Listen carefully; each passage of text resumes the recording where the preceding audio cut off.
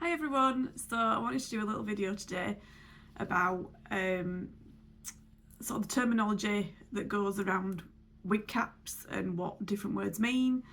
When I started wearing wigs last year, it was one of the first things I sort of picked up on and taught myself. Constantly reading things like basic cap, mono top, mono part, wefted, hand tied, all that stuff. So what I wanted to do is just sort of share with you what I've learned over the last few months, and hopefully that'll help you when you're choosing what wigs are best for you. So we're going to start with looking at sort of probably the cheapest wigs that are out there, which are basic caps. So when you're looking at a basic cap, this is your inside of your wig, and it's all just machine made, all this top part here. So this is the bit that sits on your head at the top. And this is what they call a hard front on your wig. I think this is a Renee Paris wig that I bought so long ago. Quickly figured out that I did not like it, but it wasn't expensive, and I kept it literally to play with, to test out steaming and messing about, and knowing I was never going to wear it. So it's kind of a pick up an old cheap second-hand thing and you can just have a play. So when we're talking about a basic cap as well, that inside there, more than likely you're going to get permatease on top of your basic cap on the outside. And permatease, I don't know if the camera's going to pick that up, possibly, is them tiny little hairs that they put under longer hairs in wigs to give it volume, to give it lift.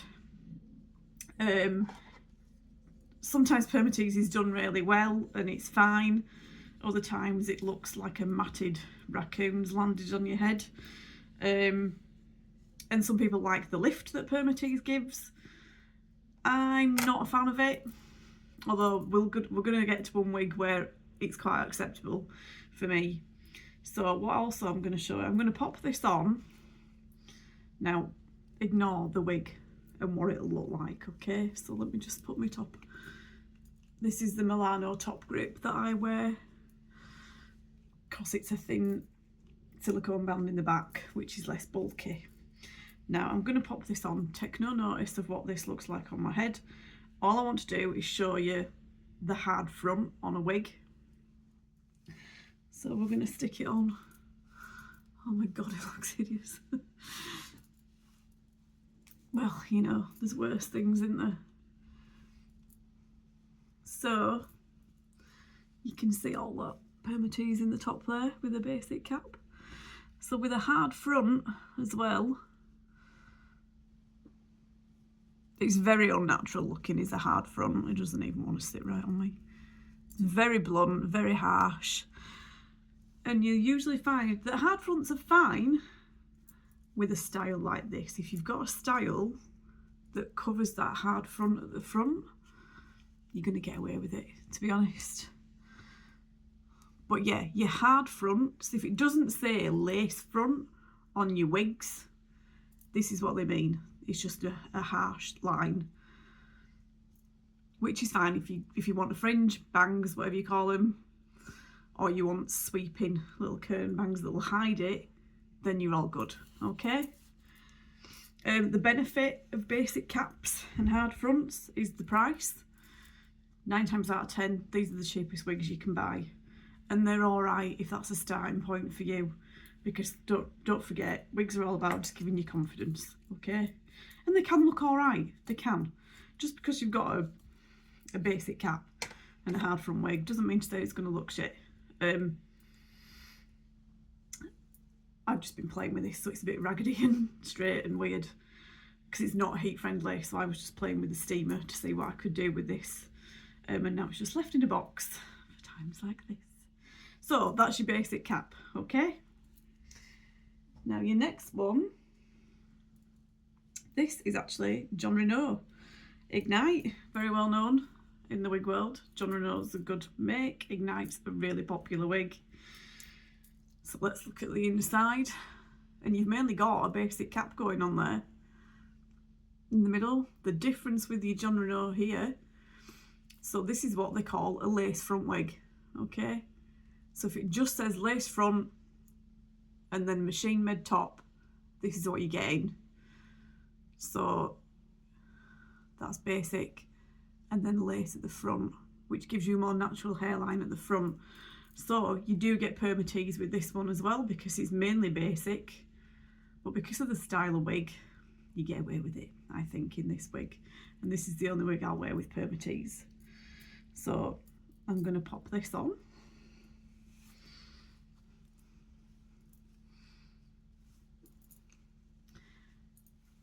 I do like this. Give it a little comb. So, let's just shuffle that a bit. So your lace front at the front there, that's giving you that natural hairline. And that extends, what, half an inch maybe? An inch? Into there. So you've got that look at the front of natural scalp, natural hairline. Then your basic cap starts here. This is where you've got a bit of permatease, but because this style's so short, you get away with it in this wig, because that little bit of lift makes you just look like you've got nice thick hair on top. And it's really versatile to wear. So, any wig that states it's got a lace front, but a basic construction on the crown there, this is what you're talking about. I do like a lace front. So the next one up from there is going to be when people start talking about mono tops and mono parts. Let me just take my scar tape out of this for you so you can see what I've done. Just 2 seconds. Right, so here we have, this is a bell tress peppermint. Let's look at the inside. You've got your basic machine made bit at the top. You've got a lace front. But then what you've got here, you've got a lace front that extends into a left-hand part there. So what you get the impression of is a left-hand scalp. Okay? It's very rare you'll find wigs with a right hand. I don't know why. If it's going to be just this is what they call a mono part. So a monofilament part is where that lace extends into a parting section, right? I normally just cover my parts with scar tape, so let me just pop that back in, just so it looks a bit more natural from the underside. So yeah, I just pop a bit of scar tape on my parts, just so my wig grip doesn't show through. So let's pop this on. This is Bell Tress Peppermint. Do a little shuffle. So because you've got a left hand part there, let me just wiggle my ear tabs. Yeah. Which is what, half an inch wide, maybe? You do have a little shuffle space to move your part slightly, and mine's as near as it'll go to like the centre there, because I'm not massively over left. So yeah, you've got that nice lace front that goes back into that part there, but then don't forget this part here is just machine made, although very little permatease in the Bell Tress wigs at all. So if you're after low density kind of stuff, Bell Tress is really good. So yeah, when we're talking about a monofilament parting or a mono part, we're looking at just that section. They give you a section. You can get wigs, which I don't have one, which will be a basic cap with a lace front, and it'll say a mono crown, and what they've done there is they've put a little round section in this crown area here to give the scalp like a realistic scalp look here, normally where your hair would sort of part in that crown. You can get wigs like that. I don't have one, so I can't show you one of them, and I don't have experience of what they're like. But yeah, so that's your mono part with scar taping. So moving on from a mono part, a monofilament part, we then have Oh, actually no, this one's another mono part here. Sorry, didn't realise I had 2 mono parts to show you. There's another one. I'll just pop this on because it's here, just to prove that it doesn't have to be long wigs that have these partings either. All length of wigs have these part.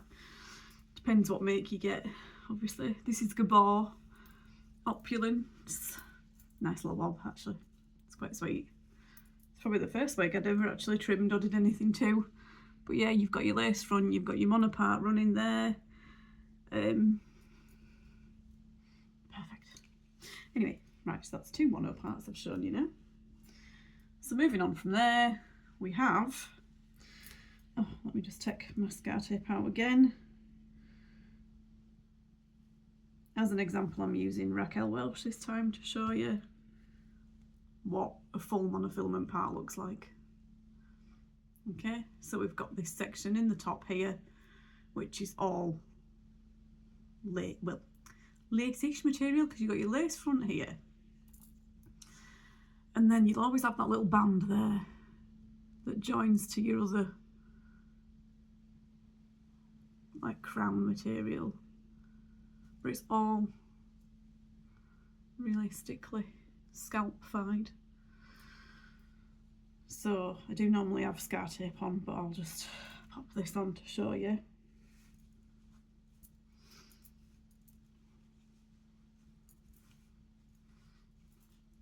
So with a monofilament parting, or a mono part, or a monofilament top, or a mono top, these wigs can be parted wherever you like.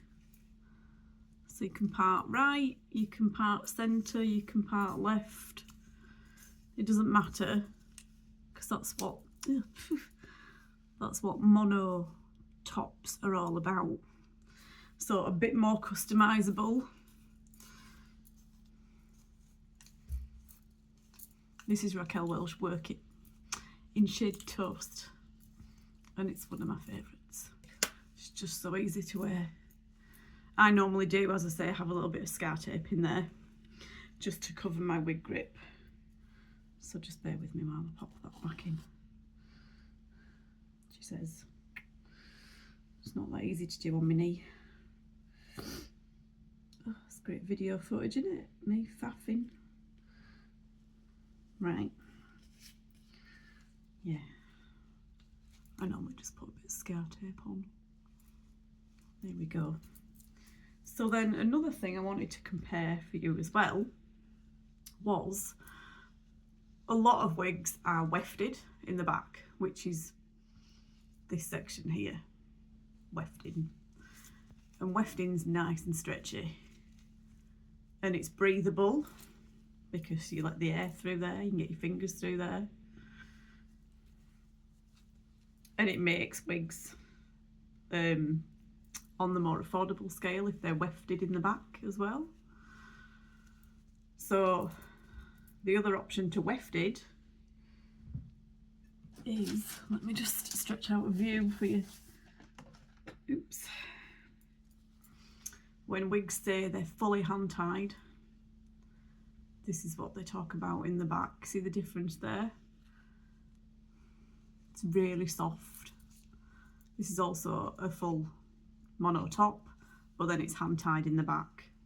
Not quite as much stretch in there, but what you do get with a mono top, a hand tied, is you get a more natural sort of movement in the wig at the back. Now I don't really have a preference, and I like so I'm just throwing stuff on the floor. I like wefted because I get quite hot, so wefting keeps me cooler. I'll just pop this on. This is an Ellen Villa. Oh my word, I used to wear this all the time and I've not worn it for ages. So I'm just going to turn around because you do get, with it being hand tied, a little bit better movement in the back there. But do you know, it's comfy because it's a large cap on me, this. But most of my wigs are wefted, because with hand tied comes more work, so a higher price point as well. So let's pop a wig on to finish the video with.